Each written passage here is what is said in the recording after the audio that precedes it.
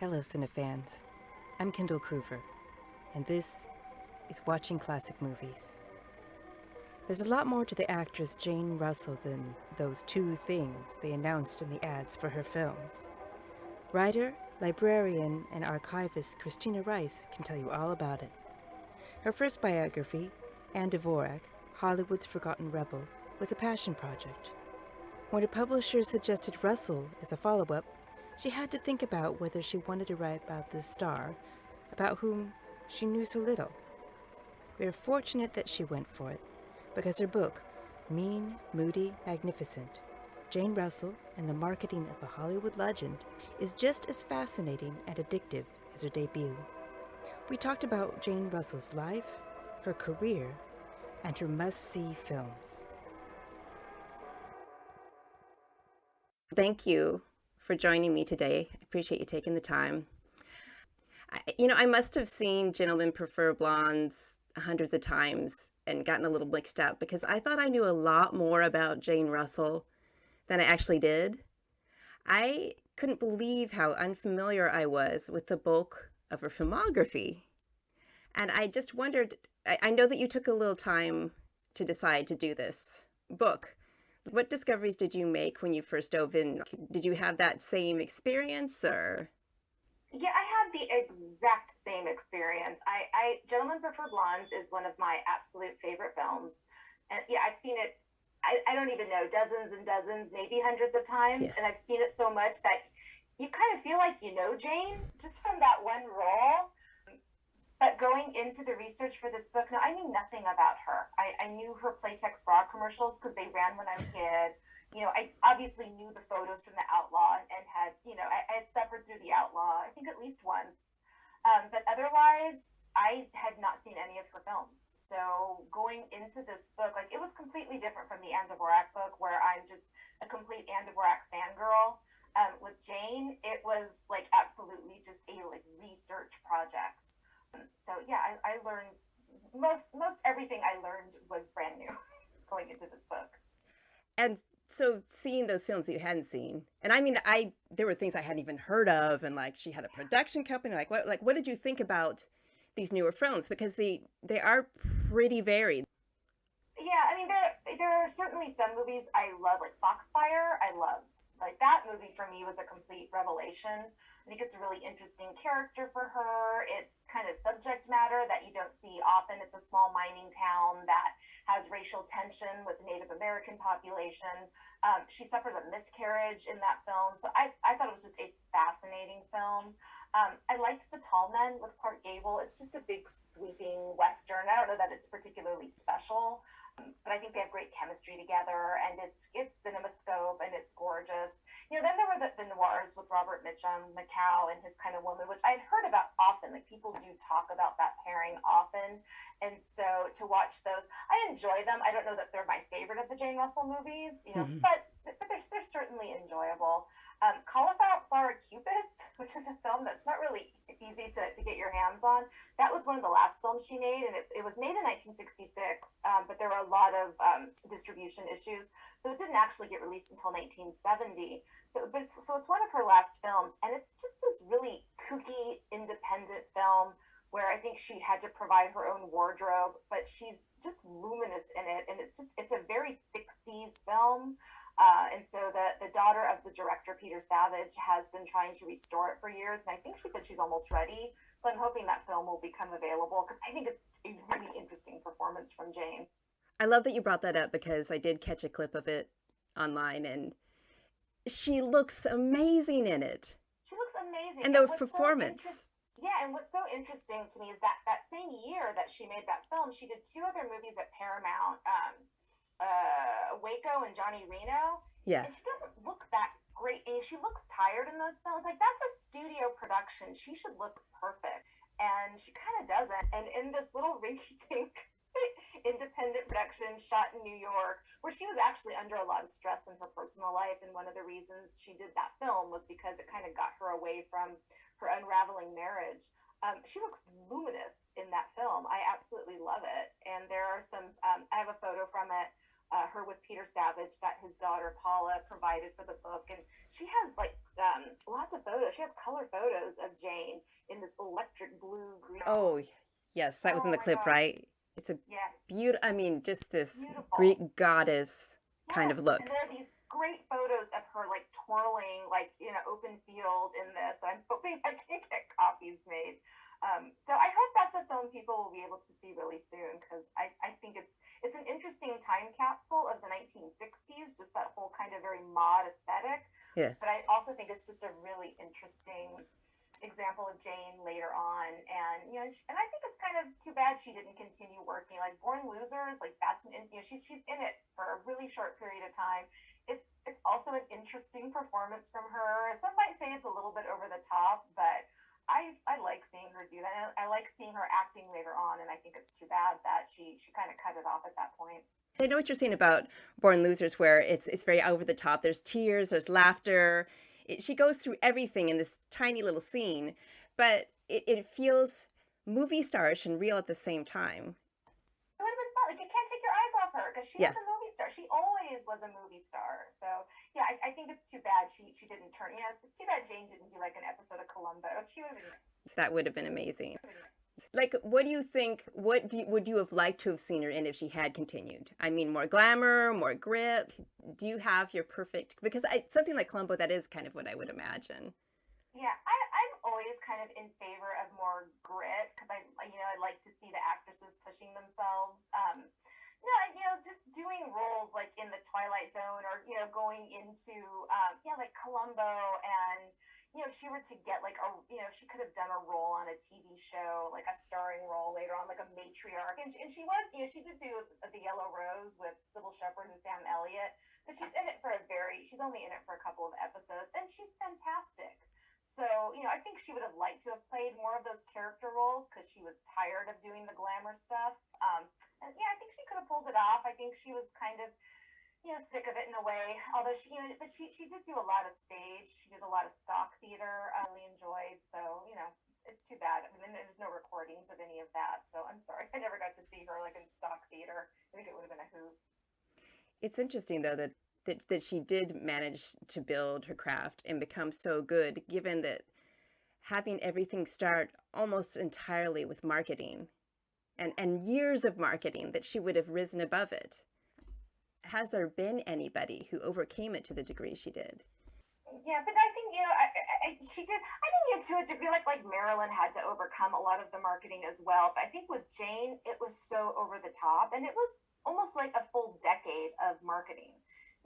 She's introduced to the world at the beginning of 1941 with this barrage of photos of her on location in Arizona and The Outlaw, where they were having her bend over to pick up buckets and bouncing on a horse, and all these things that she didn't realize they were doing, and that marketing continues throughout the entire decade with very little movies being released. So The Outlaw doesn't get a full widespread release until 1950, so it takes almost a decade. So it has a premiere, it has a limited release in 46. It takes a long time, and she only has Young Widow, which was released in 46, and The Paleface in 48. So it is a decade of just sheer publicity, just sheer photos. I don't think there are a lot of actresses that could have overcome that to then have the career that she did have, and to not just devolve into a complete joke and a complete punchline. I feel like she should have, but she didn't. And so I think it's a testament to Howard Hughes. The guy knew how to market, no doubt about it. But I think Jane deserves a lot of that credit as well, that she was able to overcome that. And for as much as I think she is the butt of a lot of jokes in regards to her breasts, I still think people took her seriously. So, with everything with Jane is a paradox. I think people still had respect for her while making these weird comments about her physique as well. She did seem to have a lot of respect and even a certain amount of power, because there would be things about her rejecting wardrobe choices or requesting a certain producer and getting it. Like she did seem to have this down-to-earth, no-nonsense appeal to even her coworkers that gave her a certain amount of power.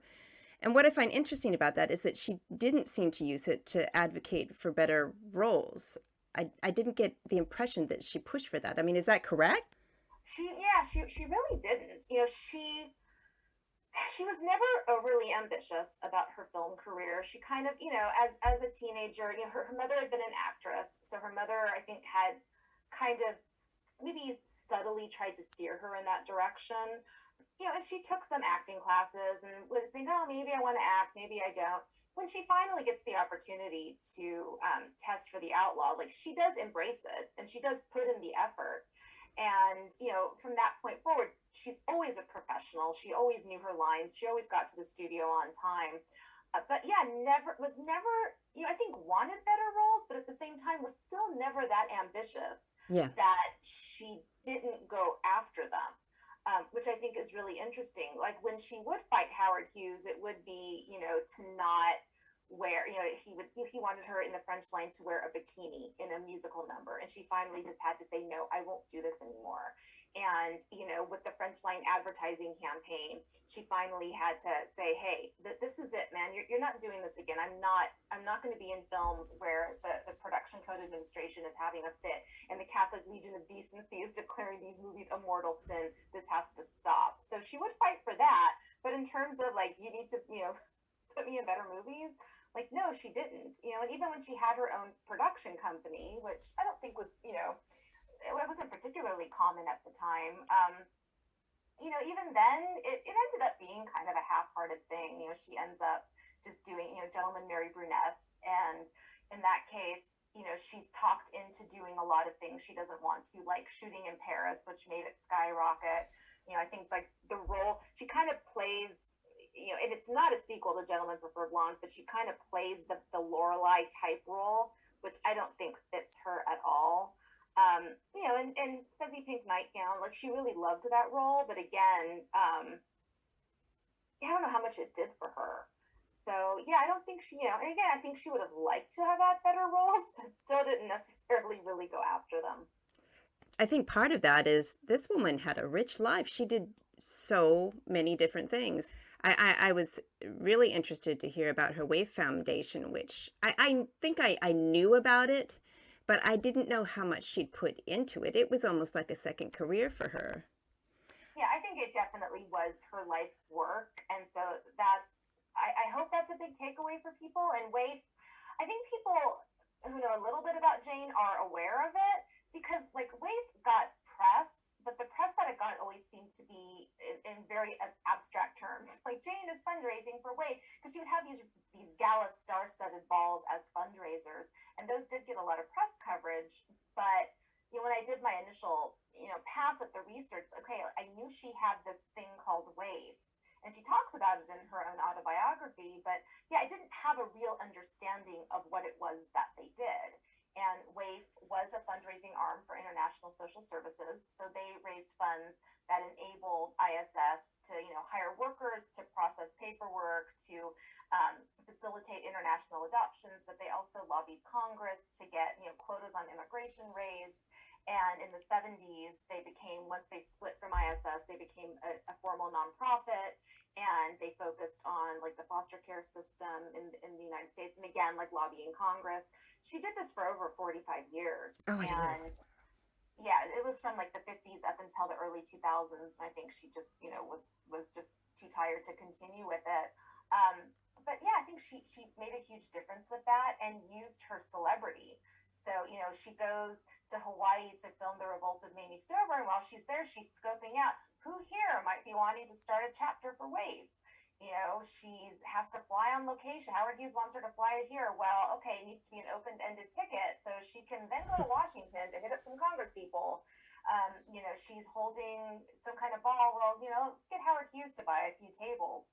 So I think that was one way she was able to live with the publicity that she wasn't always crazy about, but she knew that her celebrity gave her what she always referred to as the red carpet treatment. But she used her red carpet treatment to, like, get into orphanages in Europe, or to start a foundation to help ease restrictions on international adoption. And this seems to be at the core of who she was as a person. I've never read a biography where somebody is so well loved and really fully in the lives of other people. I get the impression that it gave her some strength in this industry, and she didn't end up as kind of beaten up as a lot of actresses can be. Oh, absolutely. Yeah, she was always just very self-possessed. I think she had a very strong support system outside of the industry. So, even though her father died when she was only 16, her mother was still like the backbone of the family. She had four younger brothers, who just would never allow her to get a big head. So, from the time, she's 19 when she signs with Howard Hughes for The Outlaw, and they're making fun of her, like, oh, aren't you a big movie star? So I think she was always, she maintained friendships from high school. She had cousins and extended family. And so I think it was just a very strong support system that didn't want anything from her as a film actress. And so I think that did help keep her grounded. I think it helped keep her sane. She did get married at a very young age. She married Robert Waterfield, the football player, who she had met when she was 14, and she marries him in 1943. And even though the marriage is very contentious, throughout its history, I think it still kind of saved her from being preyed upon in the industry the way she would have otherwise, because nobody is going to mess with a woman who's married to a football player. So I think that also, so I think just because she had such a strong support system, and even though like Howard Hughes's publicity was so over the top and bothered her, but it didn't destroy her by any means. And I think even Howard Hughes had a level of respect for her, and she would go toe to toe with him, which I don't know that he was always used to. So we should all have the confidence of Jane Russell. Does seem to be her defining characteristic is that she can just believe in herself and Yeah. just, move forward. And also, I got the impression that she's good at creating a good environment for herself. I mean, there were times where maybe the habits weren't so great, but I'm thinking about that house that they built, how Yeah. it was specifically built so that she could rest and rejuvenate herself. I was fascinated with this, that she took the time and care to make this dwelling. What was it like to research this house? Oh, well, the house, like there's a whole chapter on the house, which was my favorite chapter to write. I love architecture. Yeah, I don't know that other biographers might not have spent so much time on the house. But I live in Los Angeles, and so I absolutely love Los Angeles property research. It's one of the where I work at the library. People will come in with those property questions. They're like, "Oh God, give it to Christina. She likes to actually do this." So yeah, so I was pretty obsessed with researching the house, and that she had such a big hand in designing it. So it was designed by Kemper Nomlin Jr., and he was one of the architects. He designed one of the houses for the case study program. So it was a house in Pasadena. His father had actually designed the Russell family home in Van Nuys. So she had known Nomlin Jr. for a very long time. And yeah, and so it was, a fabulous mid-century modern home. And Jane just had ideas of what she wanted. And so she did want it to be, a refuge for her and for her husband. And she designed it before they had children. She knew that he needed a study. And she wanted the home to just, when you walked into it, to have every room kind of accessible. And so they built, the way he designed it was almost what he described as like an elevator shaft that like broke off into these other rooms, which I think is just, and I can't, and unfortunately the house isn't standing Oh, anymore. it isn't. Okay. It was not. So I think it sustained damage in the 1994 Northridge quake. Mm. So unfortunately it's not standing, and there are photos of it, but I still haven't been able to completely wrap my head around how, exactly how it was. But then the bedroom was completely tucked away because Jane had to get her 8 to 10 hours of sleep every night. But it just had this like huge living room that was split level with like a sunken fireplace, and there was an elevated place for her piano. So it was very much Jane's home, which I think was so fascinating. And she said like if she hadn't been an actress, that she perhaps would have been a designer. And so she still managed to have that be an aspect of her life. She ended up designing an apartment building in Van Nuys that's still standing. Oh, Which it's still standing. oh, that one's still standing. And that one, it's called Tau West, and it's on Woodman, and it's condos now. So you can go onto Redfin and see Oh, have been for sale, so you can take a look and see. And that again was she liked that split level, so the units were split level, and you can, and a lot of them have been altered, but yeah, I'll sometimes just go onto like Redfin or Zillow and look at the old listings because you can get a sense of what she was getting at with that. So yeah, I periodically will drive by. And anytime I'm kind of in the area, I'll drive by and wave at the building. Hi, Jane Building. So the other thing that I thought was so interesting was that she went from being this untrained singer who just said, let me just give this a try, to having, it sounds like a pretty successful singing career. Yeah, she loved to sing. I think she loved to sing more than she loved to act. Yeah, she started performing in the 40s. So Kay Kaiser, the band leader, had her on his show, and she actually did some recordings with him. She recorded, a couple of albums. She had like a Christian pop trio with Beryl Davis and Connie Haynes, and they did some recording. And yeah, she developed a nightclub act, and she did that starting in the 40s.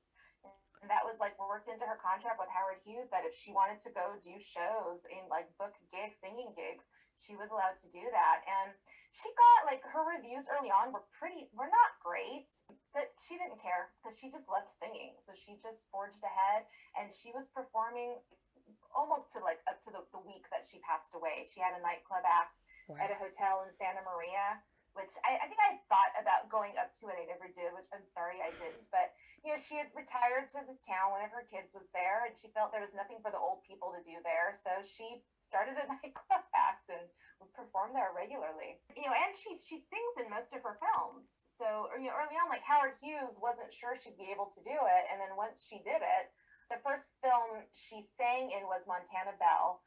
It wasn't the first film released with her singing, but once she did it and it turned out Jane could sing, like she sings in so many of her movies after that.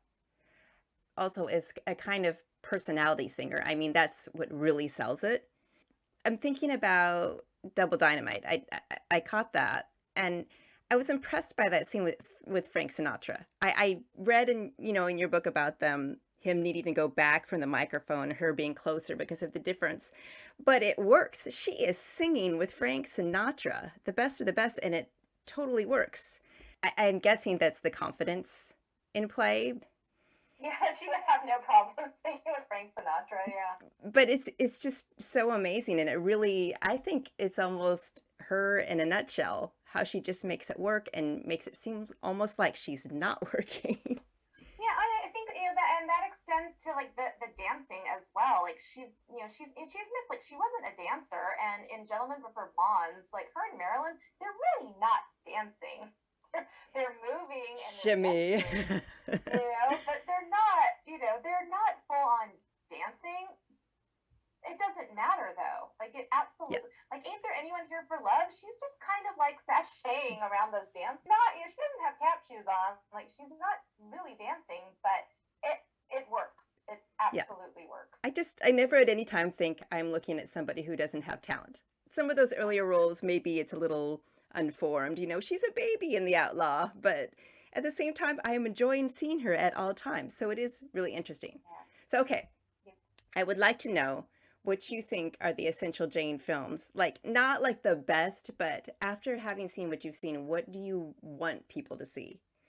Well, if you haven't seen Gentlemen Prefer Blondes, I think it's one of the greatest movies ever made. So do yourself a favor and just, that movie just sends me to my happy place. So definitely that. Foxfire, like we discussed, like I think Foxfire is just a little like understated gem that a lot of and it's gorgeous. It's in Technicolor. It's a gorgeous film. Like it is absolutely gorgeous. So that one I like a lot. Like I said, Cauliflower Cupids. Oh. Many people have seen it, so I'm hoping his daughter Paula Petrella is able to release it soon because I think that one would be a hoot. One that she's in, she's hardly in it, is Fate is the Hunter. It's a really good film. Again, like it's essentially a cameo, and she plays herself. It's like this ensemble cast, and this kind of woman with Mitchum is it's a lot of fun. Like her and Mitchum are great. It goes off the rails at the end because Howard Hughes put his special Howard Hughes mark on it, so it's a trip of a movie. And then Revolt of Mamie Stover is a film that, like, I recommend, like, I like it, but it also, I find it infuriating because it should be way better, but it's not because of the production code.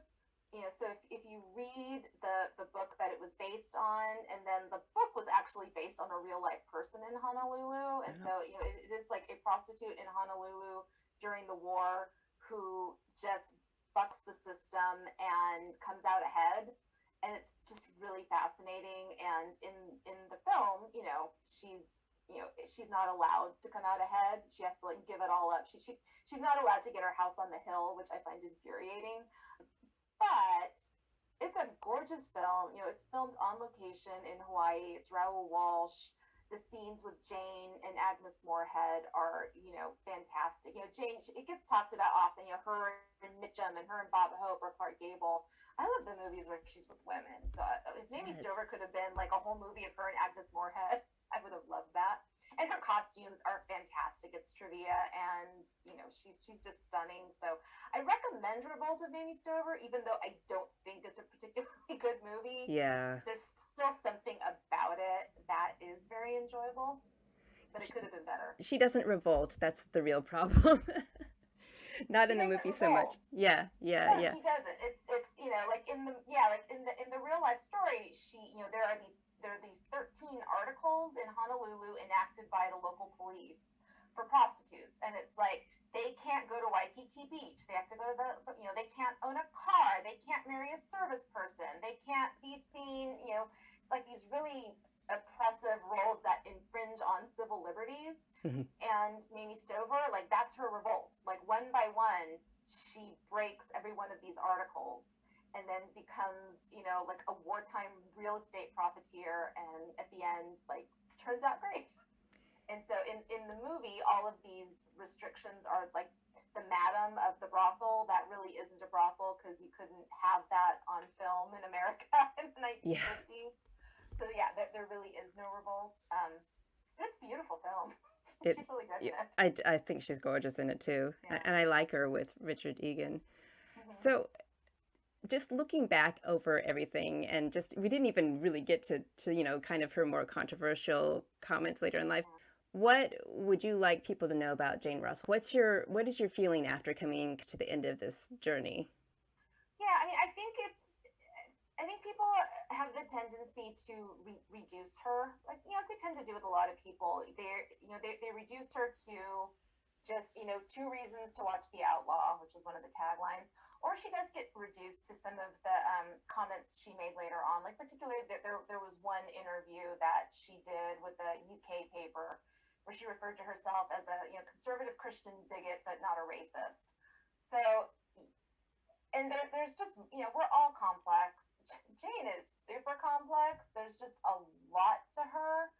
And so I hope people will take the time to get to know her. I'm not here to tell you how you should feel about her or how you should feel about some of the things she spouted off towards the end of her life, but I think at least get to know her and just don't reduce her, because there's just a whole lot more to her than that. I think she had an interesting film career. Maybe it wasn't the greatest film career, but it certainly is an interesting film career. She is, from the top of her head to the tips of her toes, like she on screen, she is a movie star. Mm-hmm. And honestly, like with her, it was kind of effortless. She had this routine where she didn't. Marilyn Monroe got to the set at the crack of dawn, and it took hours to put that makeup on. Like Jane, like threw her own makeup on in the car. Her makeup guy would just do touch-ups. And she just had it down where she would roll onto the lot. She had a 9 o'clock call. She'd roll onto the lot at 8 and be ready to go. So with her, it really was pretty effortless in a lot of ways. She's an absolute movie star. So I do encourage people to seek out her films. I think she's a lot of fun to watch on screen. And also, she was somebody who put her money where her mouth was. Like, she spent 45 years advocating for children. Like, she really did. It wasn't just a celebrity slapping her name on something to look good. She probably could have even promoted herself more in regards to WAIF. I don't think she got a whole lot of recognition for it, and she probably should have. So, she's fascinating. Like, if nothing else, whatever you think of her, you can't deny that Jane Russell was a fascinating person. Yeah. Well, I have to say you've written a wonderful book because I absolutely agree with your assessment after reading it, I searched out as many of her films as I could after reading it, which I think is the highest compliment I can pay. Thank you so much for talking to me today. I look forward to your next biography. You thinking about it? I am. I don't know if it's going to be a biography. I am hoping. I really want to write a book on the Movieland Wax Museum in Buena Park. Ooh. That's no longer there, but it was my favorite place in the world. And it was there from 1962 to 2005. It was actually like internationally known wax museum that at its high point attracted like 1 million visitors a year. And it's actually a fascinating story. So I'm hoping I will find somebody who wants to publish a book on Movieland. I'd read it. It was amazing. Thank you so much, Christina. Thank you. Appreciate it. You can learn more about Christina Rice at ChristinaRiceWrites.com and follow her on Twitter at Christina Rice. You can also learn more about her new book at JaneRussellBiography.com. For show notes, reviews, videos, and more, go to WatchingClassicMovies.com. Thank you for listening. This is Kendall Kruver, watching movies. Until next time.